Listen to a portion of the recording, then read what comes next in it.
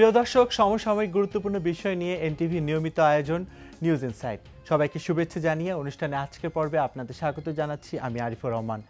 দর্শক, আজকে আমাদের অতিথি র্যাবের মহাপরিচালক বেনজির আহমেদ, আর আছেন বিশ্ববিদ্যালয় ও বুয়েটের কয়েকজন শিক্ষার্থী। বেনজির আহমেদ, আপনাকে ধন্যবাদ, অনেক ব্যস্ততার মধ্যেও আমাদের সময় দিয়েছেন। Thank you. আর এখানে বুয়েট ও ঢাকা বিশ্ববিদ্যালয়ের শিক্ষার্থী যারা অংশগ্রহণ করেছেন তাদেরকেও ধন্যবাদ আমাদের এই অনুষ্ঠানে অংশগ্রহণের জন্য। দর্শক, আজকে অনুষ্ঠানের শুরুতেই আমরা যে বিষয়টি নিয়ে কথা বলবো তা হলো, আমরা দেখেছি জঙ্গি তৎপরতায় র্যাব একের পর এক অভিযান করে যেভাবে সফল হয়েছে, ঠিক একই রকমভাবে মাদকের বিরুদ্ধেও একটার পর একটা আমরা অভিযান লক্ষ্য করেছি এবং অনেক অভিযানে আমরা বিপুল পরিমাণ মাদকের উদ্ধারও দেখেছি। সেই বিষয়গুলো নিয়ে কথা বলবো। বেনজির আহমেদ, আসবো।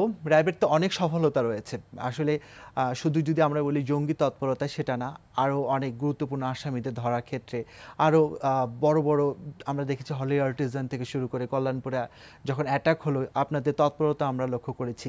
এখন আমরা যেটা লক্ষ্য করেছি যে মাদকের বিরুদ্ধে মানে স্পেশাল একটা অভিযান চলছে।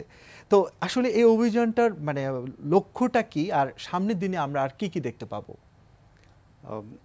আমরা জানি যে এই মুহূর্তে বাংলাদেশে প্রায় 60 থেকে 70 লক্ষ মানুষ মাদকাসক্ত। তার মানে বলতে পারেন দেশের এন্টায়ার পপুলেশনের 16 ভাগের 1 ভাগ মাদকাসক্ত। আর যেভাবে এটা বৃদ্ধি পাচ্ছে প্রতিনিয়ত, যেভাবে মানুষ প্রতিনিয়ত এই মাদকাসক্ত হচ্ছে, এটার ভয়াবহ অবস্থায় চলে এসছে অলরেডি। তো দেখা যাচ্ছে যে প্রতি পরিবারেই কেউ না কেউ কোথাও না কোথাও মাদকাসক্ত হয়েছে, এবং যে পরিবারে একজন কেউ মাদকাসক্ত হয় সেই পরিবার বুঝতে পারে যে এর ভয়াবহতাটা কী। এই ইদানিংকার মেবি গত 4-5 সপ্তাহের পত্রিকা যদি আমরা বিশ্লেষণ করি, মিডিয়া, প্রিন্ট এবং ইলেকট্রনিক মিডিয়া, আমরা দেখব যে মাদকাসক্ত পুত্রের হাতে পিতা খুন, মাদকাসক্ত স্বামীকে খুন করেছে অতিষ্ঠ হয়ে স্ত্রী, অথবা মাদকাসক্ত স্বামী খুন করেছে স্ত্রীকে। তো এই ধরনের ঘটনা ঘটছে, এবং একই সঙ্গে আমরা এও দেখেছি যে সমাজে উচ্চবিত্ত পরিবারেও এই ধরনের দুর্ঘটনা ঘটেছে। মাদকাসক্ত পিতা আর পুত্র ডাইনিং টেবিলে বসে খাবার খাচ্ছে, এবং সেখানে আকস্মিকভাবে পুত্র আপেল কাটা ছুরি দিয়ে পিতাকে অ্যাটাক করছে, এবং পিতা ডাইনিং টেবিলে অন স্পট মারা গিয়েছেন। এবং দুজনেই কিন্তু কিছুক্ষণ আগেও পিতা পুত্র একসাথে, মানে কি তার ওই যে মাদকাসক্ত হলে মাঝে মাঝে যে স্পেল তৈরি হয়, আকস্মিকভাবে যে উইথড্রয়াল সিমটম তৈরি হয়, তখন অনেকের আসলে স্বাভাবিক বুদ্ধি কাজ করে না। মেবি আমরা ধারণা করে নেব এরকম ঘটনা। তো এই ধরনের ঘটনা কিন্তু বলতে গেলে নৈমিত্তিক, যদি নাও হয় প্রাত্যহিক, আমি বলবো নৈমিত্তিক। তো এরকম একটা পরিস্থিতি আমরা পৌঁছে গেছি। তো এটার ফলে কি হচ্ছে, আমরা দেখছি, আবার যদি দেখি এজ গ্রুপ যেটা, সেটাও কিন্তু আবার ভয়াবহ। এর এজ গ্রুপ হচ্ছে 15 থেকে 45। এই এজ গ্রুপের লোকজনই বেশি করে মাদকাসক্ত। মানে কি, সবচেয়ে যেটা কর্মক্ষম জনগোষ্ঠী আমাদের দেশের, সেটি এই মাদকাসক্তির দিকে ঝুঁকে পড়ছে। এর ফলে আমরা যেটা দেখব যে আমাদের যে কর্মক্ষমতা সেটি হ্রাস পাচ্ছে, আমাদের যে ক্রিয়েটিভিটি সেটি হ্রাস পাবে। তারপরে আবার এর ফলে যেটা হচ্ছে যে আমি বলবো বিলিয়ন বিলিয়ন ডলার অপচয় হচ্ছে। কারণ এই মাদক যে বিষয়গুলো, যে মাদকের যে সাবস্ট্যান্সগুলো, এগুলো অধিকাংশ কিন্তু বাইরে থেকে আসে। ফেসিলিটি আসে ভারত থেকে, হেরোইন আমরা তৈরি করি না। তারপরে হচ্ছে সবচেয়ে বেশি পপুলার যেটা ইয়াবা, সেটি আসে মায়ানমার থেকে। তো এর মানে কি? এর মানে হচ্ছে যে আমরা কিন্তু প্রতিদিনই মিলিয়ন মিলিয়ন ডলার আমরা ক্ষতিগ্রস্ত করছি, আমাদের হারাচ্ছি ফ্রম আওয়ার ন্যাশনাল এক্সচেকার। এবং এর ফলে কি আমার অর্থনীতি ধ্বংসের মুখোমুখি হতে পারে। তারপরে আমার যেটা হচ্ছে কর্মক্ষমতা ধ্বংসের মুখোমুখি হতে পারে, সামাজিক সম্পর্ক, সাংস্কৃতিক সম্পর্ক, এবং সব মিলিয়ে একটা আমি বলবো যে একটা ম্যাসিভ ডিজাস্টার হতে পারে। তো এই পরিপ্রেক্ষিতে আপনারা জানেন যে মাননীয় প্রধানমন্ত্রী র্যাবের প্রতিষ্ঠা বার্ষিকীতে আমাদের র্যাব সদর দপ্তরে পরিদর্শন করেছিলেন। তখন আমাদেরকে নির্দেশ দেন এই মাদকের বিরুদ্ধে অভিযান পরিচালনা করার জন্য। আমরা আসলে তাৎক্ষণিকভাবে এটা শুরু করি, এবং আমরা বলতে পারি যে এই গত 2 মাস ধরে আমরা এটা করছি, এবং প্রায় 5000 মাদকাসক্তকে আমরা অন স্পট মোবাইল কোর্টের মাধ্যমে কনভিকশন দিয়ে আদালতে জেলে প্রেরণ করেছি। এর বাইরেও আমরা মাদক ব্যবসায়ীদেরকে গ্রেফতার করে নিয়মিত মামলায় আমরা জেলে পাঠাচ্ছি। তো আমাদের উদ্দেশ্য হচ্ছে যে বেশি বেশি করে মোবাইল কোর্টের মাধ্যমে কনভিকশন দেওয়া, কারণ আমাদের বিচার ব্যবস্থায় ব্যাকলগ এত বেশি, প্রায় 12 লক্ষ মামলা এখন পেন্ডিং লোয়ার কোর্টে। তো ফলে আজকে যে মামলাটা শুরু হবে সেটি হয়তো বিচার হবে 10 বছর পরে বা 12 বছর পরে। তো তখন এই মামলা সাক্ষী খুঁজে পাওয়া যায় না, বাদী খুঁজে পাওয়া যায় না, কেউকে খুঁজে পাওয়া যায় না। এবং এরা কিন্তু ওই যেটা হয় অ্যারেস্ট করে এদেরকে জেলে পাঠালে আর জানেন এখানে কোটি কোটি টাকা, এবং ফলে হয় কি এরা খুব সহজেই বেল নিয়ে আসে। এটা তো একটা বেলেবল অফেন্স। বেল নিয়ে আমাদের দেশে কিন্তু বেলেবল অফেন্সেও আদালত বেল দিয়ে থাকে। তারা বলে এটা হচ্ছে কোর্টের ইনহেরেন্ট জুরিসডিকশন। তো ফলে আমরা দেখেছি অনেক সময় নন বেলেবল অফেন্সে অনেক সময় বেল পাওয়া যায়। ওই যেহেতু তারা আদালত মনে করেন যে তাদের একটা বেল দেওয়ার ক্ষেত্রে একটা ইনহেরেন্ট জুরিসডিকশন আছে। আবার সংবিধানও বলে যে বেল ইজ রাইট। সো তো সব মিলিয়ে আমরা দেখি যে যত বড় ব্যবসায়ী ডিলার তার দ্রুত বেরিয়ে আসা ক্ষমতা বেশি, খুব দ্রুত বেরিয়ে আসা ক্ষমতা। আচ্ছা, এখানে কিন্তু একটা অভিযোগ আসছে কিছু মহল থেকে যে গডফাদাররা কিন্তু এখনো আড়ালেই থেকে যাচ্ছে। এই অভিযোগটাকে আপনি কিভাবে দেখেন? এটা আমি মনে করি যে এই অভিযোগগুলো যারা করে তারা অভিযোগ করার জন্যই করে। কারণ হচ্ছে এটা ব্যাখ্যাটা কিরকম? ব্যাখ্যাটা এরকম যে গডফাদার কারো কপালে লেখা থাকে না, কারো শরীরে লেখা থাকে না, কারো জামায় লেখা থাকে না, ঠিক আছে না? তো আবার দেখা যায় যে মিডিয়া বলে একজনকে আইডেন্টিফাই করে গডফাদার, আবার পরবর্তী সময় তার পক্ষে সাফাই গায়, মুহূর্তে ঘুরে যায় মুহূর্তের মধ্যে। সো এই যে এটার দিকে তাকানো আমি মনে করি অপ্রয়োজনীয়। মূলত যেটা হচ্ছে যে আমরা দুই ভাগে বিভক্ত করি মাদক সংক্রান্ত বিষয়টাকে। একটা হচ্ছে মাদক সেবী আর যারা ব্যবসা করে। ব্যবসার মধ্যে আবার ক্লাসিফিকেশন আছে। একটা হচ্ছে স্ট্রিট রিটেলার্স, যারা হচ্ছে ওই রাস্তা রাস্তা বিক্রি করে 30-32টা 10টা 15টা পকেটে করে নিয়ে বিক্রি করে বেড়ায়। এরা হচ্ছে সবচেয়ে নিম্ন শ্রেণীর লোক। এর উপরে আছে হচ্ছে ডিলার্স, ঠিক আছে? এই ডিলার্সের সঙ্গে পেছনে আছে ক্যারিয়ার্সের পেছনে আছে হচ্ছে সোর্স, যারা ইম্পোর্ট করছে। আরেক শ্রেণী আছে যারা ফাইন্যান্স করছে। এখন হয় কি যে আমাদের সঙ্গে ল এনফোর্সের সঙ্গে বেশি দেখা হচ্ছে কাদের? মাদক সেবীর এবং যে রিটেইলার, যে রিটেইলার।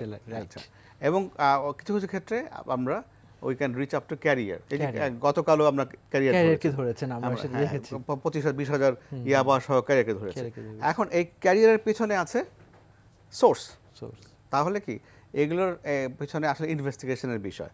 আর আমরা অনেক সময় দেখি যে এমন লোকের নাম পাওয়া যায় তারা কিন্তু মিডিয়াতে নাই, কোথাও নাই। তো এখন এই সমস্ত লোককে গ্রেফতার করতে হলে তার বিরুদ্ধে এনাফ এভিডেন্স বিল্ড আপ করতে হবে।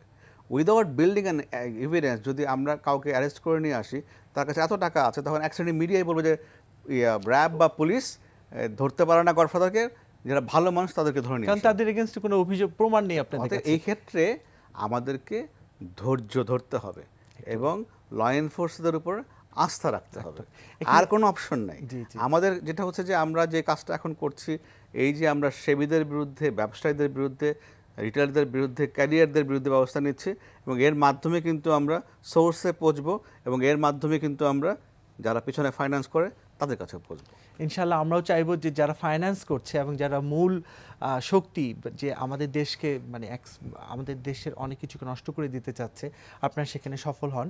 একটা বিষয় আসছে যে আপনি যে কথাগুলো বললেন, এই মাদকসেবী এবং ব্যবসায়ী, এদের মানে মূল টার্গেট বাংলাদেশের কোন জায়গাটাতে, অর্থাৎ ঢাকা কেন্দ্রিক কি এদের মূল টার্গেট? না, এই আমি তো দেখি যে ইয়াবা বাংলাদেশে এমন কোনো জায়গা নেই যেখানে ইয়াবা পাওয়া যায় না। সব ঢাকা কেন্দ্রিক না, যেহেতু ঢাকায় পপুলেশন বেশি, হয়তো ঢাকায় আমরা দেখি এরকম অধিকারে প্রপোর্শনেটলি বেশি আসছে, কিন্তু আমরা কিন্তু সীমান্তবর্তী এলাকাও দেখি, নট অনলি মায়ানমার। আমি কিন্তু দেখব যে পশ্চিম সীমান্ত, পূর্ব সীমান্ত, দক্ষিণ সীমান্ত, উত্তর সীমান্ত, এবং north part of the country, southern part of the country, eastern part of the country, western part of the country, everywhere, এবং গ্রামে গঞ্জে পাওয়া যায়।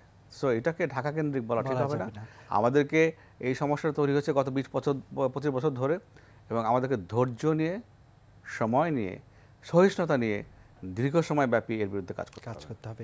ধন্যবাদ আপনাকে। এবার আমরা একটু আমন্ত্রিত শিক্ষার্থীদের কাছে চলে যাব, তাদের অনেক প্রশ্ন রয়েছে আপনার কাছে, আমরা একজন একজন করে শুনবো। আমরা প্রশ্ন করুন। স্যার আমার প্রশ্ন হচ্ছে যে আপনি একটু আগে বললেন যে মামলা সংক্রান্ত যে দীর্ঘসূত্রিতা সেটা আমাদের দেশে রয়েছে, তো আমরা দেখতে পাই যে র্যাবের ক্ষেত্রে র্যাপিড অ্যাকশন ব্যাটালিয়ন যে বাংলাদেশের এলিট ফোর্স যারা ক্রাইমের অ্যাগেনস্টে কাজ করে থাকে, তাদের এই যে জায়গাটিতে মামলা করা জায়গা এবং তদন্তের জায়গাতে তাদের কিছু সীমাবদ্ধতা বেঁধে দেওয়া হয়েছে, যেখানে তাদেরকে পুলিশের সহায়তা নিতেই হয়। তো সেই জায়গাতে এই জিনিসটির পেছনে কারণটি কি হতে পারে, এবং এই জিনিসটি যদি না থাকতো তাহলে তাদের কার্যক্রম আরও র্যাপিড হতে পারতো কিনা, এ ব্যাপারে আপনার মতামত কি? আমি একটু মাঝখানে যোগ করি, মানে আমিও দীর্ঘদিন ধরে ক্রাইম রিপোর্টিংয়ে কাজ করার জন্য আমরা দেখেছি যে র্যাব অনেক শ্রম দিয়ে সোর্সের সাথে কানেক্ট করে কোনো একটা আসামিকে ধরার পর সে যখন চার্জশিট করতে পারবে না, সে যখন সে ফিল করে যে অফিসার যে আমাকে আরেকজনকে বুঝিয়ে দিতে হচ্ছে, তখন সে কিন্তু সেই জায়গাটাতে তদন্ত করতে গিয়ে বা চার্জশিট ফাইল করতে গিয়ে অনেক রকম হয়তো বা ল্যাকিংস থেকে যায়। যে মূল অফিসার তার এই ভিতরেও কিন্তু কিছুটা ক্ষোভ কাজ করে। এই জায়গাটাতে আপনি কি মনে করেন? এটা আমি মনে করি সরকারি পলিসির বিষয়। র্যাব কিন্তু একটা খুবই ছোট বাহিনী, এটার সংখ্যা হচ্ছে মাত্র 11,000 ফর দি ইন্টায়ার কান্ট্রি। আমি একটু তুলনা করতে চাই, ঢাকা মেট্রোপলিটন পুলিশে এই শহরের জন্য লোক আছে হচ্ছে 36,000, শুধুমাত্র এই সিটি এরিয়ার জন্য এখানে কাজ করে 36,000 পুলিশ শুধুমাত্র ঢাকা সিটির জন্য। আর র্যাবে হচ্ছে ইন্টায়ার কান্ট্রির জন্য হচ্ছে 11,000 এবং এই মুহূর্তে আছে মাত্র 8,000। আমরা কিন্তু 8,000 লোক দিয়ে সারা দেশের কাজ দায়িত্ব পালন করি। এখন তাহলে কি আমরা should we go for 36,000? Should we go for 100,000? Should we go for 200,000? আমি অ্যাজ এ ডিজি মনে করি সেটা সঠিক হবে না, কারণ এলিট ফোর্স ছোট হয় better, small is beautiful. So এটা ছোট থাকাই বেটার। মেবি দ্যাট যে আমরা একটু বড় করতে পারি সামান্য একটু, কিন্তু এটাকে খুব বেশি এক্সপ্যান্ড করা ঠিক হবে না। এলিট ফোর্স নাম্বারও এলিট থাকা উচিত, এটা আমি মনে করি। এখন আসি ইনভেস্টিগেশনের বিষয়। আমরা যে সমস্ত মামলা করি সেগুলো যদি আমরা সব ইনভেস্টিগেশন আমরা করতে যাই, সম্ভবত ইনভেস্টিগেশনের যে চাপ, সেই চাপে আমরা চিড়ে চ্যাপটা হয়ে যাবো আর কি। ঠিক আছে, যেহেতু আমাদের জনবল কম। আবার অন্য সমস্যাও আছে, এখানে বিভিন্ন বাহিনী কাজ করে, এখানে আর্মি কাজ করে, নেভি কাজ করে, এয়ারফোর্স কাজ করে, এখানে বিজিবি কাজ করে, আনসার কাজ করে, কোস্টগার্ড কাজ করে, পুলিশ কাজ করে। এর মধ্যে শুধুমাত্র পুলিশ জানে ইনভেস্টিগেশন, আর কেউ কিন্তু ইনভেস্টিগেশন যায় না। ইনভেস্টিগেশন কিন্তু এই 3-4 দিনের প্রশিক্ষণ দিয়ে এটা করা সম্ভব না, বা 2 মাস প্রশিক্ষণ দিয়ে ইনভেস্টিগেশন করানো যায় না। এখানে বিভিন্ন বাহিনী থেকে লোক আসে ফর 2 ইয়ার্স 3 ইয়ার্স, এর মধ্যে তারা ব্যাক করে। তো ফলে আমাদের পক্ষে একটা যারা নন ইনভেস্টিগেটিভ ফোর্স থেকে এখানে আসে তাদেরকে 6 মাস 1 বছর প্রশিক্ষণ দিয়ে দায়িত্ব পালন করাটা সম্ভব না, কারণ তার তো মেয়াদি 2 বছর বা 3 বছর। সেখানে যদি আমরা তার অর্ধেক সময় বা 1/3 সময় প্রশিক্ষণে ব্যয় করি, তাহলে তো তাকে আমি ওয়ার্কিং ফোর্সে পাবো না, অন্য কোনো কাজে সেটা যাবে না। সে কারণে আমরা সেটা করতে চাই না।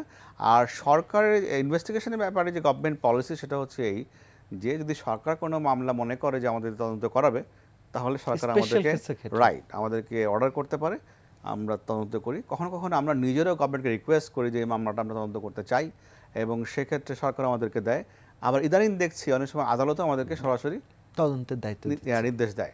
তো যেমন regarding ongoing drive against drugs, যেটি আমরা করছি, আমি নির্দেশ দিয়েছি আমার সদস্যদেরকে যে 5,000 বা তার উপরে ড্রাগ একসঙ্গে পাওয়া গেলে ইয়াবা, ওই মামলা তদন্তভার আমরা নিয়ে নেব, যাতে করে আমরা ব্যাক ট্র্যাক করতে পারি, হ্যাঁ, ট্রেইল ব্যাক করতে পারি যে এর পেছনে কোথায় আছে, কে আছে এর পেছনে।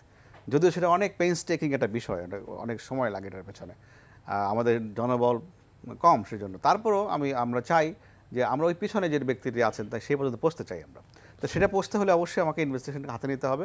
আমি এই নির্দেশ জারি করেছি যে এই অপারেশন শুরু হওয়ার পর থেকে যে 5,000 বা তার উপরে যদি কোথাও আমরা একত্রে ড্রাগ ধরি, ইয়াবা বা ফেন্সিডিল বা হোয়াটএভার, তাহলে ওটা ইনভেস্টিগেশন আমরা গভর্নমেন্টকে রিকোয়েস্ট করবো আমাদের দেওয়ার জন্য, এবং এই ধরনের কিছু মামলা আমরা নিয়েছি। আপনারা সেক্ষেত্রে কোনো সেনসিটিভ ঘটনা হলে সেটা সরকারের সাথে আলোচনা করে আপনারা নিতে পারবেন এবং সেটা নেন আপনারা।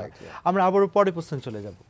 আমার প্রশ্ন হচ্ছে, এই যে এলিট ফোর্স, যেমন ইন্টারন্যাশনাল কিছু এলিট ফোর্সের কথা যদি বলি, রাশিয়ায় আলফা গ্রুপ আছে, ভারতে মার্কোস আছে, বা আমেরিকায় ডেল্টা ফোর্স আছে, তো সমালোচনার বিষয়টা যে হয় আপেক্ষিক বিষয় যদিও, কিন্তু আমরা যদি একটু তুলনা করি তো দেখা যাবে যে বাংলাদেশের যে এলিট ফোর্স র্যাবকে নিয়ে সমালোচনাটা হয়তো একটু বেশি হয়।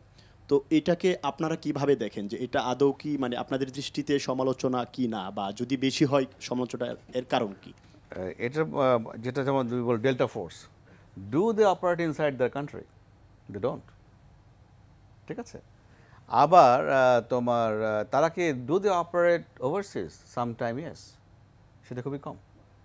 যত তুমি বেশি কাজ করবে তত বেশি তোমার আলোচনা সমালোচনা হবে, কাজ করবে না আলোচনা হবে না, সমালোচনা হবে। এর নির্ভর করে তোমার ভলিউম অফ ওয়ার্কের উপরে।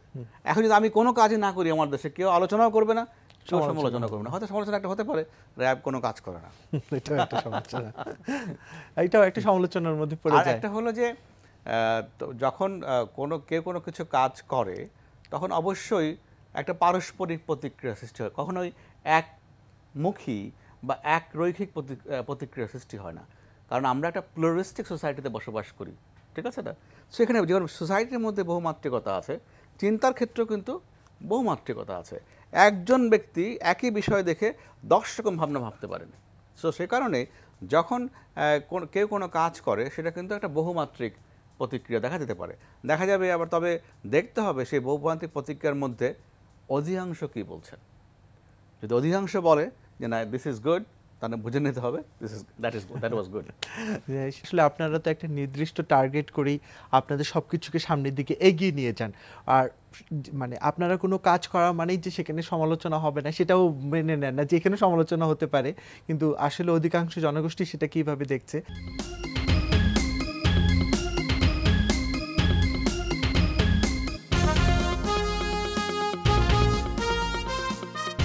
আমরা কথা বলবো ভেজাল বিরোধী অভিযান, এবং সাম্প্রতিক সময় আমরা লক্ষ্য করেছি নগরীর অনেক গুরুত্বপূর্ণ হাসপাতালগুলোতেও র্যাবের অভিযান নিয়ে। তার আগে দর্শক আবার আমরা আমাদের যে আমন্ত্রিত শিক্ষার্থী আছে তাদের সাথে কথা বলবো, তারপর আমরা ওইসব বিষয় নিয়ে কথা বলবো। আমরা আবারও আমন্ত্রিত শিক্ষার্থীর কাছে চলে যাব। আপনার কাছে যে প্রশ্নটি হচ্ছে, টেলিভিশন খুললে আমি আপনার মুখেই শুনেছি বলতে চলো যাই যুদ্ধে মাদকের বিরুদ্ধে। তো আপনারা যুদ্ধে যাচ্ছেন, আমার প্রশ্ন হচ্ছে এই যুদ্ধে আপনারা জনগণকে সাথে চাচ্ছেন কিনা? আমাদের স্লোগান যেটা আমরা নির্বাচন করেছি, চলো যাই যুদ্ধে মাদকের বিরুদ্ধে, কাকে আমরা বলছি চলো যাই? আমরা আসলে জনগণকে বলছি, কারণ আমরা মনে করি যে only for a particular law enforcing agency অথবা only by the law enforcing agencies it is impossible. এখানে এই 16 কোটি মানুষেরই অংশগ্রহণ প্রয়োজন। Without that it is impossible. কেন ইম্পসিবল? এই জন্য ইম্পসিবল, সেটা হচ্ছে এই যে একটা সর্বগ্রাসী ধ্বংসাত্মক একটা বিষয় যেটা আমার সমগ্র জাতিকে আক্রান্ত করেছে, সেটি থেকে মুক্তি পেতে হলে অবশ্যই জাতিগত ইনভলভমেন্ট, অংশগ্রহণ প্রয়োজন, এবং সেক্ষেত্রে সবাইকে পার্টিসিপেট করতে হবে। আমাদের যে রয়েছে, সুযোগ রয়েছে সেটা নিয়ে, যেমন ধরো এই যে জঙ্গিবাদের প্রশ্ন, আমরা যখন জঙ্গিবাদ মোকাবেলা করছিলাম তখন এরকম এক শ্রেণীর লোক কিন্তু সমালোচনা করছিল আমাদের, যখন এখনও করছে যে এই বোয়াল মাছ ধরা পড়ে না, রুই মাছ ধরা পড়ে না। আরে ভাই, আমরা মাছ শিকারে নেই, আমরা মাদকের ব্যবসা শিকার করছি, তারপর এই বোয়াল মাছ খুঁজছে, তারপর মাছ খুঁজছে, তারা এর বিভিন্ন ধরনের সমালোচনা করে। তো ওই সময় সব করতো আর কি। তো আর বিদেশিরা এসেই বলতো যে তোমার তো কোনো কাউন্টার ন্যারেটিভ নেই, তারপরে সোশ্যাল অ্যাওয়ারনেস প্রোগ্রাম নেই। আমরা কি বসে থাকবো? এই যখন আমরা বিদেশের সঙ্গে মুখোমুখি বসতাম তখন তো অন্য কাউকে সঙ্গে পাইতাম না, তারা প্রশ্নগুলো করতো আমাদেরকে। সেই জন্য আমরা কী করেছি তখন, র্যাব কী করেছে, র্যাব তখন কাউন্টার ন্যারেটিভ বের করেছে যে জঙ্গিবাদীরা যে কথা বলে মানুষকে ভুল পথে পরিচালিত করে সেটার পাল্টা জবাব, যেটি সঠিক জবাব, আসলে আমি পাল্টা বলবো না, আমি বলবো যে সঠিক যেটা জবাব, সেটা নিয়ে আমরা কিন্তু বই বের করেছি। তারপরে আমরা কিন্তু তোমরা দেখেছো টেলিভিশনে, আমরা কিন্তু একটা অ্যাওয়ারনেস ক্যাম্পেনও করছিলাম, ঠিক আছে, যে ঘৃণায় নয় বাঁচো ভালোবাসায়। মানে এই যে ঘৃণা দিয়ে কোনো কিছু হবে না, এবং ভালোবাসার শক্তি অপরিসীম। এই 19 শতাব্দীর শেষ দিকে গোল্ডস্টেইন নামে এক ভদ্রলোক ছিলেন, ব্রিটেনের প্রধানমন্ত্রী। তো ওনার একটা সারা কোনো ডায়ালগ আছে, বা আমি বলবো যে কোটেশন আছে আর কি। সেটা হচ্ছে যে difference between love for power and power of love. উনি বলেছেন যে পাওয়ার অফ লাভ এর ক্ষমতা প্রচণ্ড, এটা ব্যাপক ক্ষমতা। আচ্ছা, আমি সেটাতে নিজেও বিশ্বাস করি। তো সে কারণে এই স্লোগানটা দেখবে যে ঘৃণায় নয় বাঁচো ভালোবাসায়। তেমনিভাবে কিন্তু আমরা খুব শীঘ্রই মেবি দ্যাট যে end of the second week of this month আমরা কিন্তু মাদকের বিরুদ্ধে একটা স্পট আমরা তৈরি করেছি, সেটাকে আমরা টেলিভিশনে দিব, আর ইফার নিশ্চয়ই দেখাবে আশা করবো। আমরা আবারও পরের প্রশ্নে চলে যাব। স্যারের কাছে আমার যে প্রশ্নটা ছিল সেটি হচ্ছে, গত 1-1.5 বছরে আমরা দেখতে পাচ্ছি বাংলাদেশ মায়ানমার সীমান্তে প্রচুর পরিমাণ রোহিঙ্গা আগমন ঘটছে। তো রোহিঙ্গা আগমনের সাথে সাথে যেই অভিযোগটা আসলে দেখা যাচ্ছে সর্বত, সেটা হচ্ছে ইয়াবা চোরাচালানের পরিমাণটা অনেকটুকু বৃদ্ধি পেয়েছে। তো এই সময়ে বিজিবির সাথে কোলাবোরেট করে র্যাবের কার্যক্রমের পরিধি কি আরেকটু বর্ডারে আরও বেশি জোরদার করা যেত কিনা, এবং এতে ইয়াবা চোরাচালানের ব্যাপারটি আরও বেশি সহনীয় মাত্রায় কমিয়ে আনা সম্ভব হতো কিনা র্যাবের পক্ষে? অর্থাৎ আপনারা কি এই ব্যাপারে আপনাদের কার্যক্রমকে আরও বেশি জোরদার বর্ডারে করার ব্যাপারে চিন্তা ভাবনা করছেন কিনা? যেটা হচ্ছে বর্ডারের দায়িত্ব হচ্ছে বিজিবির, আর আমাদের ওখানে 277 কিলোমিটার্স আছে border with Myanmar. Out of 277 kilometres 85 kilometres হচ্ছে তোমার নাফ নদীর বর্ডার, আর প্রায় লক্ষাধিক কিলোমিটার আছে সামুদ্রিক সীমা, যেটি মাননীয় প্রধানমন্ত্রীর নেতৃত্বে আমরা ওই যে মামলা করে পেয়েছি। তো এখন ফলে এখানে সমুদ্র, নাফ নদী এবং তোমার ল্যান্ড বর্ডার্স দেখার দায়িত্ব 3 এজেন্সির। একটা হলো বিজিবি, একটা কোস্টগার্ড, বাংলাদেশ নেভি। তো এখানে প্রত্যেকেই আলাদা আলাদা কিন্তু রেসপন্সিবিলিটি আছে। তো আমরা মনে করি যে যেটা হচ্ছে যে যার যার দায়িত্ব তার পালন করা উচিত, আর আমরা হচ্ছে ভিতরে কাজ করার জন্য দায়িত্বপ্রাপ্ত। সো আমরা এই মুহূর্তে আমার মনে হয় যদি বর্ডারে আমাদের যাওয়া should not be right, rather আমরা বলতে পারি যে বিডিআরকে বলা হয়েছে ওখানে রিএনফোর্স করার জন্য, তারা রিএনফোর্স করার চেষ্টা করছে। নিশ্চয়ই কিছুদিনের মধ্যে আমরা ভালো ফলাফল আশা করতেই পারি। আমরা আবারও পরের প্রশ্ন চলে যাব। স্যার, আপনার কাছে আমার প্রশ্ন হচ্ছে যে আমরা এতক্ষণ ধরে মাদক নিয়ে অনেক কথা শুনলাম, কিন্তু আমাদের দেশের অভ্যন্তরে কোনো গভীর ষড়যন্ত্র হচ্ছে কিনা, কিংবা বহির্বিশ্বে সেগুলো থেকে আমরা নিজেদেরকে কতটুকু নিরাপদ রাখতে পারবো, সেটা নিয়ে র্যাবের কোনো পরিকল্পনা আছে কিনা, এবং সেই ক্ষেত্রে জনগণের অ্যাওয়ারনেসের বিষয়টি র্যাব কীভাবে দেখবে? Interesting question. আমরা প্রায় আলোচনাগুলো পত্রিকায় দেখি, রাজনীতিক মহলে আলোচনাতে দেখি বিষয়গুলো। আমি তোমাকে বলবো যে আমরা কিন্তু যেমন বসবাস করি আমাদের দেশের সীমানার মধ্যে, ইনসাইড আওয়ার ইন্টারন্যাশনাল বাউন্ডারিজ, বা বলতে পারি ডোমেস্টিক বাউন্ডারি, চারিপাশে যে বাউন্ডারি আছে, পাশাপাশি কিন্তু আমরা একটা আঞ্চলিক প্রতিবেশে বসবাস করি। একই সঙ্গে কিন্তু আমরা বৈশ্বিক প্রতিবেশেও বসবাস করি। আমাদের এই 3টা সেপারেট আছে, পার্সপেক্টিভ আছে, প্রেক্ষিত আছে।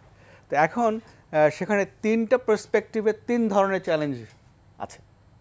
আমাদের যে দেশটা যে ধরনের নর্মসের উপর দাঁড়িয়ে আছে, ডেমোক্রেসি, ঠিক আছে না, তারপরে অসাম্প্রদায়িকতা, এই যে আমাদের যে সাংবিধানিক যে বিষয়গুলো আছে, আমাদের কনস্টিটিউশনাল বিষয় আছে, আমাদের দেশে 100 বছরের প্র্যাকটিস আছে, এগুলো মিলিয়ে আমরা যেগুলোতে আমরা বিশ্বাস করি, ঠিক আছে না, অ্যাক্সেস টু জাস্টিস, সুশাসন, তো যেগুলোতে আমরা বিশ্বাস করি, আমাদের সবাইকে চারপাশে এটাতে বিশ্বাস করে। Look at open up your eyes and then. তারপরে হলো যে বৈশ্বিক প্রেক্ষাপটে কি আমাদের সবাইকে আমাদের সঙ্গে আছে, মানে আমরা যেভাবে আমরা যে চেতনায় বিশ্বাস করি, যে ভ্যালু সিস্টেমে আমরা বিশ্বাস করি, সমস্ত বিশ্ব কি সেই ভ্যালু সিস্টেমে আছে? আচ্ছা, তাহলে সেখানে কোথাও না কনফ্লিক্ট থাকতে পারে। আবার দেশের মধ্যে আসি আমরা, দেশের মধ্যে বিভিন্ন ধরনের রাজনৈতিক দল আছে, তাদের বিভিন্ন ধরনের রাজনৈতিক প্রোগ্রাম আছে, রাজনৈতিক বিশ্বাস আছে, রাজনৈতিক নীতি আছে, রাজনৈতিক কৌশল আছে, সবই কি একরকম? তাহলে এই ক্ষেত্রেই হলো তোমার স্কোপ, অপরচুনিটি তৈরি হয় এই সমস্ত সিচুয়েশন তৈরি করার জন্য। এবং এটা দমন করার ক্ষেত্রে, এটাকে মোকাবেলার ক্ষেত্রে পার্টিকুলার আইন শৃঙ্খলাকারী বাহিনী নয় বা সিকিউরিটি ফোর্স নয়, সবচেয়ে বড় শক্তি জনগণ। এখন একটি ভিন্ন প্রসঙ্গে আসবো, যে আমরা লক্ষ্য করছি সাম্প্রতিক সময়গুলোতে যে রাজধানী অনেক গুরুত্বপূর্ণ হাসপাতাল, যেগুলো ইউনাইটেড হসপিটাল, পাশাপাশি পপুলার, জাপান বাংলাদেশ র্যাবের ভ্রাম্যমাণ আদালতের তৎপরতা দেখেছি, এবং এটাতে কিন্তু জনগণ কিন্তু ভীষণ খুশি। কারণ স্বাস্থ্য খাত নিয়ে, পাশাপাশি ভেজাল বিরোধী যে অভিযান আছেন, মানুষের যে মৌলিক চাহিদা, তার মধ্যে এই দুটো কিন্তু অনেক গুরুত্বপূর্ণ একটা জায়গা। পাশাপাশি নিরাপত্তাতেও একটা বড় ধরনের ভূমিকা আপনারা পালন করছেন। তো এই চিকিৎসা খাতে আপনারা এই ফিল্ডে নেমে আপনারা কি মনে করেন যে ভ্রাম্যমাণ আদালতের যে তৎপরতা আপনাদের, এটাই যথেষ্ট, বা সামনের দিকে আরও কি কোনো আমরা চমক দেখতে পাবো যে এই জায়গাটাতে দুর্নীতি বা অপতৎপরতা ঠেকাতে আপনাদের আর কোনো ভূমিকা? আসলে এটা কিন্তু আমাদের হয়তো 50টা কাজের মধ্যে একটা কাজ। বাংলাদেশে শুধুমাত্র এই কাজ করার জন্য অনেক প্রতিষ্ঠান আছে, সরকারি প্রতিষ্ঠান আছে, শুধুমাত্র তাদের কাজ একটাই, এইটাই করা। আমরা যেটা প্রত্যাশা করব যে বাংলাদেশে যে সমস্ত প্রতিষ্ঠানকে সরকার তৈরি করেছে জনগণের অর্থে শুধুমাত্র এই কাজগুলো দেখার জন্য, তাদের আরও বেশি বেশি করে জোরালো ভূমিকা আমরা প্রত্যাশা করব, তাতে করে আমরা এখান থেকে সরে আসতে পারি এবং আমরা অন্য ভূমিকায় অন্য জায়গায় আমাদের আমরা শক্তি নিয়োগ করতে পারি। এবং সেটা করতে পারলে সবচেয়ে ভালো হতো। এই খাবারের বিষয় যেমন বলি, আমরা যেখানে যাই সেখানে আমরা ভেজাল এবং অস্বাস্থ্যকর পরিবেশে খাবার পরিবেশন দেখি আমরা। এখন এইটার একটা এই খাবারের এই বিষয় দেখার জন্য কিন্তু অন্তত 4-5টা প্রতিষ্ঠান আছে, সরকারি প্রতিষ্ঠান দেখার জন্য। তো আমি কারোর নাম উল্লেখ না করে একটা প্রতিষ্ঠানের কথা বলতে চাই, যেমন সিটি কর্পোরেশন, তাদের কিন্তু স্যানিটারি ইন্সপেক্টর আছে, রাইট। এই লোকটাকে কেউ চিনেও না ঢাকা শহরে কোনো রেস্টুরেন্ট মালিক চিনতে পারে অন্য কারণে, কিন্তু এই তার কোনো স্যানিটারি ইন্সপেক্টর গিয়ে কোনো একটা রেস্টুরেন্টে একটা ফাইন করেছে, আমি জানি না, আপনারা জানেন কি জানেন না, আমার জানা নেই আর কি। আর সবচেয়ে বড় আরেকটা যেটা আমার যেটা এই গত 3-3.5 বছরে এই অভিযান পরিচালনার দেখে দেখে যেটা আমরা করেছি, আমাদের ট্রুপস অ্যান্ড অফিসার করছে, দেখে যে অভিজ্ঞতা হয়েছে সেটা হলো যে শুধুমাত্র এই অভিযান করে ফাইন করে এটা বন্ধ করা যাবে না। আমরা যে রেস্টুরেন্টে অভিযান করে আসছি, অস্বাস্থ্যকর পরিবেশে ভেজাল খাবার দেখতেছি তৈরি করছে, 15 দিন পরে গেলে আবার এটাই পাওয়া যায়। এটা অন্যতম কারণ হচ্ছে এই লোকগুলো নট এডুকেটেড, নট অ্যাওয়্যার। আচ্ছা, পশ্চিমের দেশগুলোতে কোনো রেস্টুরেন্ট করতে গেলে মালিককে প্রশিক্ষণ নিতে হয়, ওয়েটারকে প্রশিক্ষণ নিতে হয়, বাবুর্চিকে প্রশিক্ষণ শেফকে প্রশিক্ষণ নিতে হয়। উইদাউট সার্টিফিকেট দে ক্যানট, এই 3টা লোক without certificate they can't apply to open restaurant. এখন এই যে মালিক যিনি বসে আছেন তিনি জানেন না যে রেস্টুরেন্টের হাইজিন কি, হাইজিনিক উনি জানেন না। আমরা রেস্টুরেন্টে দেখে যে পচা মাংস, কেন এটা এখানে মালিকের কুকুর খাবে, তো মালিকের কুকুর খাবে সেই জন্য এই রেস্টুরেন্টের ফ্রিজে রেখে দেওয়া হয়েছে রেস্টুরেন্টের নর্মাল যে মাংস তার সাথে। তার মানে মালিকও জানে না, বোঝে না যে তার কুকুরের খাবারটা এখানে না রেখে, যদি এতই আদরের কুকুর হয়, ভদ্রলোক, আপনি একটা ফ্রিজ কিনেন না কেন, কিনে আপনার এই কুকুরের খাদ্য আপনি আপনার ফ্রিজে রাখেন। ওই ভদ্রলোকের অ্যাওয়ারনেসের অভাব আছে এবং এখানে দরকার হ্যাভি ফাইন এবং ক্লোজার। যখন এই ধরনের যদি আপনার ব্রিটেন কিংবা ইউকেতে কোনো এই ধরনের ইন্সপেকশনের প্রেক্ষিতে এগুলো দেখে, তখন হেভি ফাইন করা হয়, এমন ফাইন করা হয় যে ওই মালিকের কোমর ভেঙে যাবে, সহজে উঠতে পারবে না ওই রেস্টুরেন্ট ব্যবসা নিয়ে। নাম্বার 1। সেকেন্ড টাইম যদি পাওয়া যায় তাহলে তো অবশ্যই এটা বন্ধ হবে, পার্মানেন্টলি বন্ধ হবে এবং তার জেল টেলও হতে পারে। তো এই ধরনের আইন দরকার আমাদের এখানে, অনেক কঠোর সেক্ষেত্রে হয়তো প্লাস পাশাপাশি এডুকেশন, যে যখনই কে অ্যাপ্লাই করছে, সিটি কর্পোরেশন অ্যাপ্লাই করছে আমি রেস্টুরেন্ট করব, তখন সিটি কর্পোরেশন দেখতে হবে তার মালিকের প্রশিক্ষণ আছে কিনা, তার ওয়েটারের প্রশিক্ষণ আছে কিনা, তার শেফের প্রশিক্ষণ আছে কিনা, সার্বিকভাবে আসলে সবার, এবং এই প্রশিক্ষণ কোত্থেকে নেবে। তার মানে এখন সিটি কর্পোরেশন বা কারো না কারো এই প্রশিক্ষণ প্রতিষ্ঠান খুলতে হবে। না করে যদি আবার চাওয়া হয় যে নিয়ে আসেন, তখন কোনো ভৌতিক প্রশিক্ষণ কেন্দ্র থেকে এটা ভৌতিক সার্টিফিকেট নিয়ে এসে আবার সেটা অনিয়মে পরিণত হবে। একই অবস্থা কিন্তু হসপিটালগুলোতেও একই অবস্থায় আমরা দেখেছি। এই ঢাকা শহরের অনেক বড় বড় হসপিটাল ভারতের মেয়াদোত্তীর্ণ মেডিসিন, যেগুলো খুবই দামি medicine, for instance cancer, kidney, এই ধরনের কিছু রোগ আছে যে রোগগুলোর লিভার সিরোসিস, মেডিসিনের দাম খুব বেশি, ওগুলো ভারতে এক্সপায়ার্ড হয়ে গেছে, এগুলো কিনে নিয়ে আসছে, এনে আননোন কোম্পানি নতুন করে বটলিং করে, লেভেলিং করে তারপরে সেটা এই বড় বড় হসপিটালে বিক্রি করছে। আমার প্রশ্ন হলো, বড় বড় হসপিটাল এইভাবে একটা আননোন কোম্পানির ওষুধ কীভাবে তারা কিনে রোগীদেরকে সাপ্লাই দেয়? ইনজেকশনও আছে, এটা আসলেও বা কীভাবে এই ওষুধগুলো? আমার কথা হলো যে হ্যাঁ, বাংলাদেশে ধরুন আমি নাম বলে তো ক্যাম্পেইন হয়ে যাবে, ওই কোম্পানির পক্ষে বিজ্ঞাপন হয়ে যাবে, তো সেটা বলা আমার পক্ষে ঠিক হবে না। আমি বলবো যে বাংলাদেশে কিছু কিছু ওষুধ কোম্পানি আছে, নাম বললেই সবাই চিনে, তাহলে তারা বানায় না, আর অখ্যাত কুখ্যাত কোনো নামই নাই, ব্র্যান্ডই নাই, তারাই সমস্ত ওষুধ বানাচ্ছে, আর অবলীলায় সেগুলো কিনে আমাদের এই লোকজনকে, আমাদের অসুস্থ মানুষদের কাছ থেকে টাকা লুণ্ঠন করা হচ্ছে এবং তাদেরকে মৃত্যুর মুখে ঠেলে, দুইটা কাজ করা হচ্ছে। কিন্তু একটা হলো রোগীকে মৃত্যুর মুখে ঠেলে দেওয়া হচ্ছে এই সমস্ত মেয়াদ উত্তীর্ণ ওষুধ, ভেজাল ওষুধ খাইয়ে, পাশাপাশি সেই পরিবারের অর্থ লুণ্ঠন করা হচ্ছে।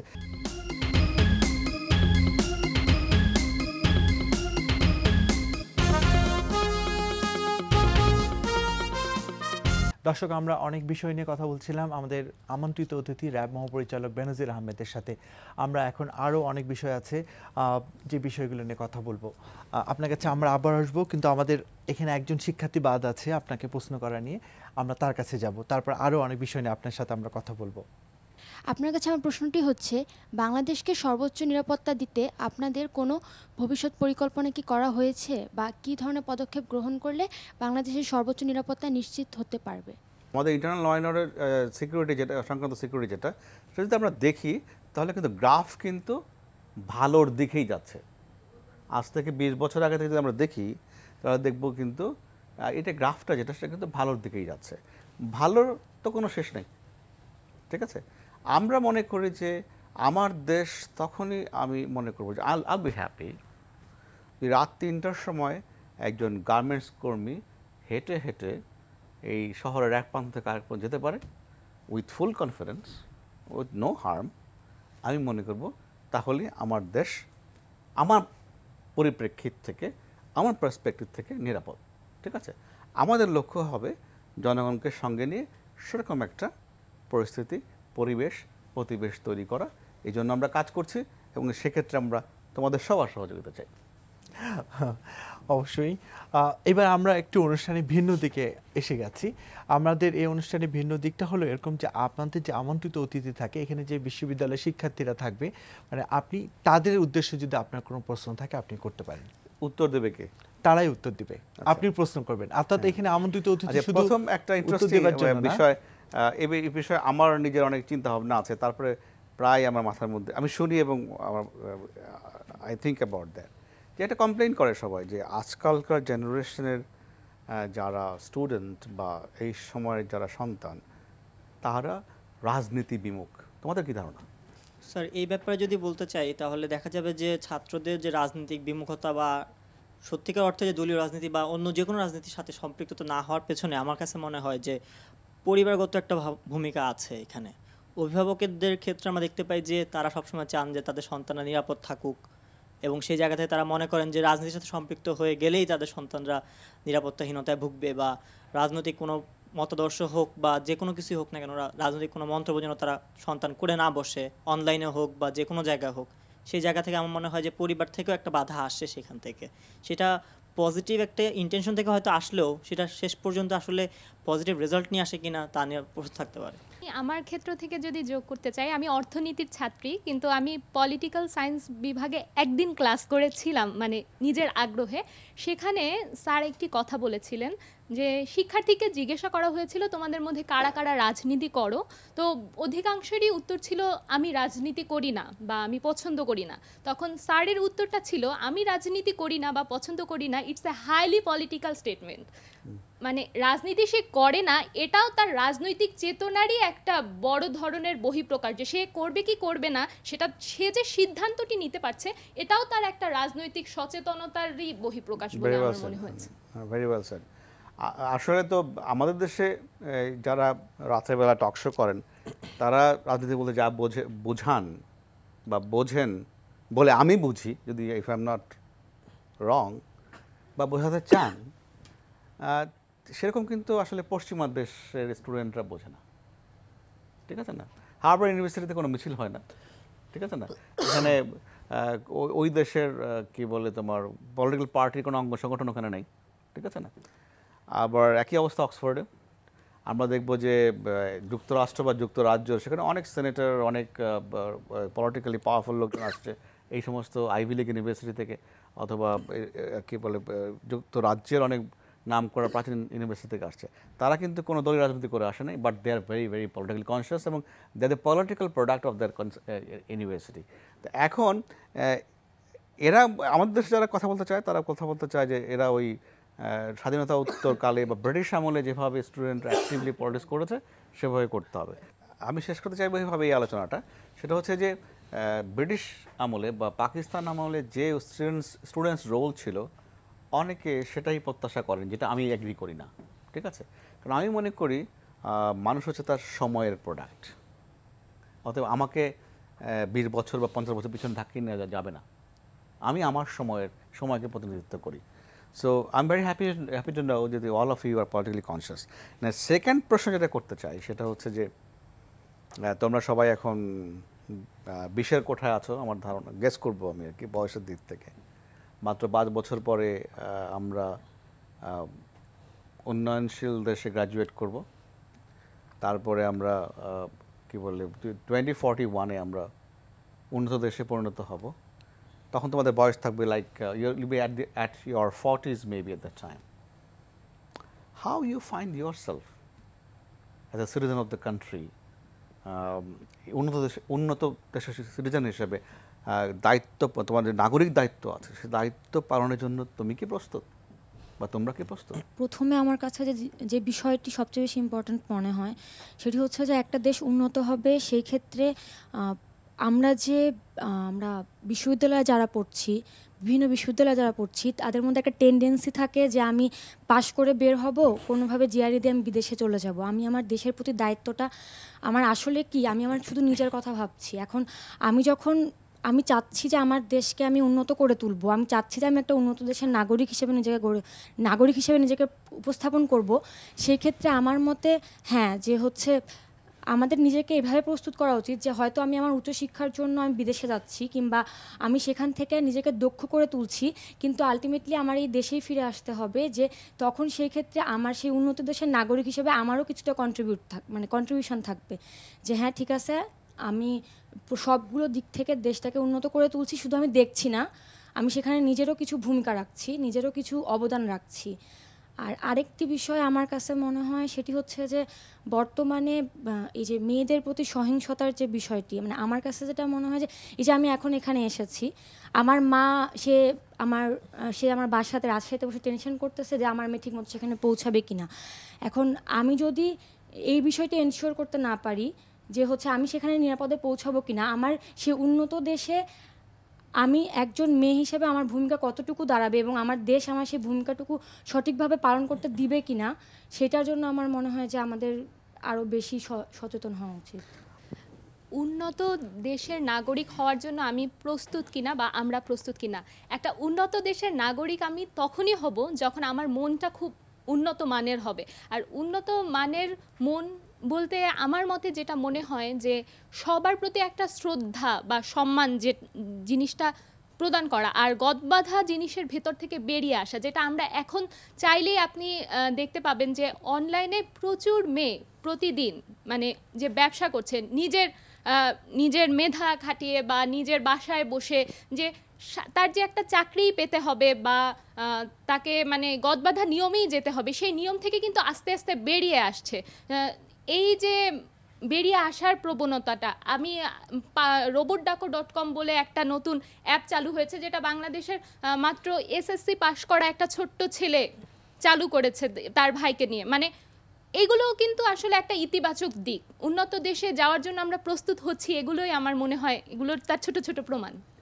আচ্ছা, ছোট করে আপনি যে প্রশ্নটা করেছেন, আমি যদি বুঝতে পারি যে প্রশ্নটাকে, যে উন্নত দেশের একজন নাগরিক হিসেবে সেই 2041 সালে যখন আমাদের বয়সটা তেমন থাকবে, নেতৃত্বটা কিভাবে দিব এবং সেভাবে আমরা নিজেদেরকে প্রস্তুত করছি কিনা, এটার উত্তর যদি বলি যে আমাদের আসলে বেশ কিছু জায়গায় সমস্যা আছে। যেমন আমাদের দৃষ্টিভঙ্গির একটা বিষয় আছে যে আমরা এখন পর্যন্ত ভালো কিছু আছে দেশে এরকম বিশ্বাস আমাদের নেই। আমাদের বাংলাদেশেই কিন্তু পৃথিবীর 3য় বৃহত্তম শপিং মল আছে, কিন্তু আমরা কিন্তু ভালো একটা শপিং করার জন্য আমরা এখনও যে বিদেশে যাওয়ার যে একটি দৃষ্টিভঙ্গি, এটি কিন্তু আমাদের মধ্যে রয়েছে।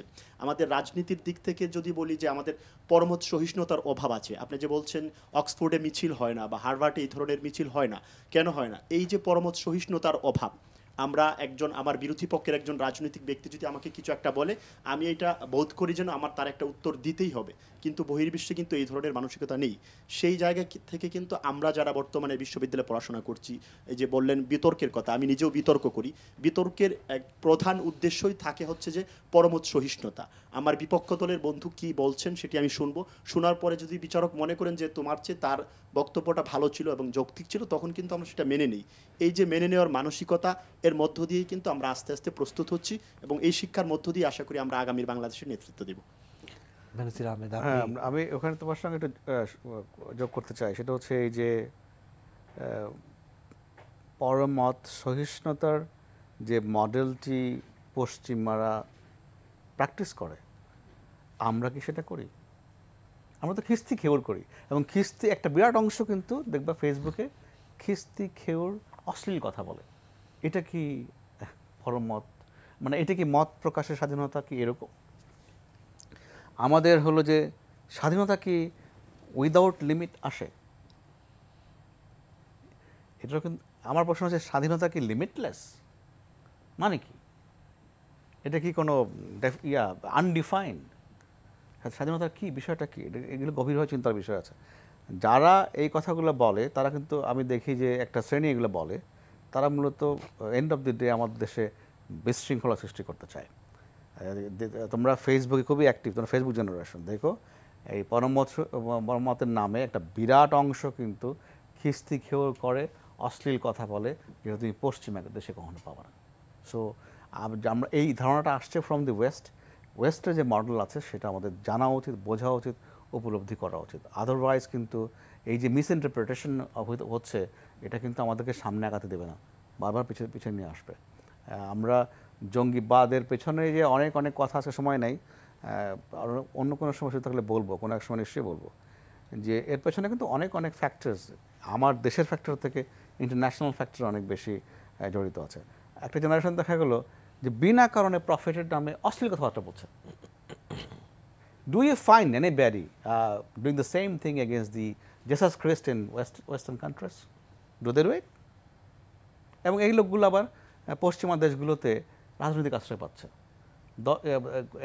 6 মাস লিখছে, তারপরে সে পলিটিক্যাল আবার দেখা গেছে যে আমার দেশে এই একই কাজ করেছে মুসলিম সম্প্রদায়ের না, অন্য রিলিজিয়নের লোক, তাকে আবার দেওয়া হচ্ছে না নাগরিকত্ব, অ্যাজাইলাম। বুঝতে পেরেছো? এখানে অনেক কিছু জড়িত আছে। So we should not jump into ইট। আমরা চেষ্টা করবো আরও বেশি বেশি করে জানার এবং ভিতরে ঢোকার। ভিতরে যত গভীরে প্রবেশ করবে তখন বুঝবে যে আরও অনেক কিছু জানার আছে। এনিওয়ে সময় বোধহয় শেষ, আমি শেষ প্রশ্ন করতে চাই আজকের জন্য অবশ্যই, সেটা হচ্ছে এই, যদি তোমাদের সঙ্গে আবার কোথাও দেখা হয় নিশ্চয়ই কথা হবে, যে তোমাদের কীভাবে ভাবো, এই যে আমাদের দুজন বলেছো তোমরা যে সবাই everybody is taking a flight outside the country, চলে যাচ্ছে আর কি। Do you know that people are coming back to China, people are coming back to India, Indians are coming back to India, যারা একসময় চলে গেছিলো ইন্ডিয়া থেকে তোমাদের মতো, তোমাদের জেনারেশনের মতো করে, now they are coming back. Why they are coming back? Because opportunity has been created. ঠিক আছে, all roads are now leading to Asia, specifically to South Asia. এইখানে সবচেয়ে বেশি তোমার গ্রোথ এখন কোথাও ইউএসএ এখনও কিন্তু তারা প্লাস গ্রোথে আসতে পারে না। ওই যে তারা মার খেয়েছে গ্লোবাল মেলডাউনের পরে, এখন মধ্যে তারা প্লাসে আসতে পারে নাই। ঠিক আছে, আমাদের গ্রোথ কিন্তু 7%-এর উপরে। পদ্মা ব্রিজ হলেই ইট উইল ক্রস 8%। তো এই গ্রোথ দেখো, চায়নার গ্রোথ 12%, ভারতের গ্রোথ অ্যাভাব 6%। সো গ্রোথ কিন্তু এই এলাকায়। সো এই কারণে তারা ফিরে আসছে। যারা যাচ্ছে এখন শুধুমাত্র যে নিজেকে সিকিউর করার জন্য, দে উইল কাম ব্যাক, কারণ এখানেই সব কিছু। তাই বড় বড় কোম্পানিগুলো এখন ইন্ডিয়াতে অফিস খুলে কাজ করছে, ফলে যে একটা তোমার ইলেকট্রনিক বা তোমার কম্পিউটার কোম্পানির বড় সিইও, তার ইন্ডিয়ান সিইও, সে ইন্ডিয়াতে ফিরে এসে কাজ করতেছে, বিকজ সে যদি স্যালারি পায় পার মান্থ $10,000 কি বলে ইউকে বা ইউএসএ, সে যদি $8,000 পায় ইন্ডিয়াতে, এটা কিন্তু অনেক বেশি প্রফিটেবল তার জন্য। সো তারা কিন্তু এখন ফিরে আসছে। এই যে ফ্লাইটটা দেখছো, এই ফ্লাইটটা রিভার্স হবে, খুব শীঘ্রই রিভার্স হবে। এটা টেম্পোরারি ফ্লাইট। আমার দেখো, এখন আমার ধারণা আগামী 5 বছর পরে আমার দেশ থেকে কোনো মাইগ্রেন্ট ওয়ার্কার যাবে না বাইরে, আনস্কিল্ড যাবে স্কিল্ড লোক। এই যে বিদেশে গিয়ে রাস্তা পরিষ্কার করতে কিন্তু আমার দেশের লোক আর যাবে না। গার্মেন্টস শ্রমিক এখন বেতন পায় 13 থেকে 14,000 টাকা, মালয়েশিয়া গেলে পাওয়া যায় 20,000 টাকা। তো কেন সে মালয়েশিয়ায় গিয়ে এই কষ্ট করতে যাবে যখন সে দেশেই পাচ্ছে 14-15,000 টাকা? এবং এই যে কয়েকদিন আগে মাননীয় প্রধানমন্ত্রী বেতন বাড়িয়েছেন কিন্তু শ্রমিকদের, সে ফলে কি 5 বছর পরে দেখবে যে এই ধরনের কাজ করার জন্য বাংলাদেশ শ্রমিক আর বাইরে যাচ্ছে না, তখন যাবে আমরা সেই সব শেষটা করবো আমি এইভাবে, যে তোমাকে নাগরিক হিসেবে তোমরা কীভাবে দেখো? তোমরা কি জাতীয় নাগরিক হিসেবে দেখো, আঞ্চলিক নাগরিক হিসেবে দেখো, নাকি নিজেকে বৈশ্বিক নাগরিক হিসেবে দেখো? আমি নিজেকে বৈশ্বিক নাগরিক হিসেবে দেখতে স্বাচ্ছন্দ্য বোধ করব, কারণ এখন আমরা যে কোনো দেশের সাথে যে কোনো ক্ষেত্রে প্রতিযোগিতামূলক দ্যাট ইজ দ্য কি প্রতিযোগিতামূলক কাজে যেতে পারছি। আমরা এখানে এই ক্ষেত্রে নাসা দেখতে পারি বা যে কোনো গুগল বা যে কোনো জিনিসে আমরা সেখানে বাঙালি বা বাংলাদেশি মানুষের উপস্থিতি দেখতে পাচ্ছি। সেই ক্ষেত্রে আমি নিজেকে বৈশ্বিক নাগরিক হিসেবে দেখতে পছন্দ করব। আমি নিজেকে অবশ্যই বৈশ্বিক নাগরিক হিসেবে এই কারণে চিন্তা করি, কারণ আমি যেই সিনারিওতে বা যে সেক্টরে নিজেকে পড়াশোনা করছি, যেই সেক্টরে নিজেকে বিল্ড করার চেষ্টা করছি, সেখানে আমি আমার কম্পিটেন্স যদি ওয়ার্ল্ড ওয়াইড সেক্টরে চিন্তা করতে না পারি, শুধু আমি আমার বাংলাদেশের সেক্টরে চিন্তা করতে পারি, আমি আমার স্কিলকে কখনোই বৈশ্বিক সিনারিওতে নিতে পারবো না এবং আমি আমার নিজের ব্যক্তিত্বকে বা নিজের স্কিলকে কখনোই আপহেল্ড করতে পারবো না। বৈশ্বিক সিনারিওতে আমি যখনই আমার স্কিলকে চিন্তা করতে পারছি, আমি আমার চিন্তার লেভেল, পড়াশোনার লেভেল এবং কাজের লেভেলে যে পারফেকশনিস্ট যে ডেডিকেশন, সেটা অনেক বেশি হাই হচ্ছে এবং সেটা আমাকে মানে সাহায্য করছে বৈশ্বিক নাগরিক হিসেবে বিভিন্ন দেশে গিয়ে কম্পিটিশন করতে এবং বাংলাদেশের পতাকাকে নিজের বুকে ধারণ করে সেই সেক্টরকে এগিয়ে নিতে। জনাব বেনজির আহমেদ, আমার মনে হয় আপনি ভালো একটা উত্তর পেয়েছেন। আমাদের অনুষ্ঠান শেষ করতে হবে।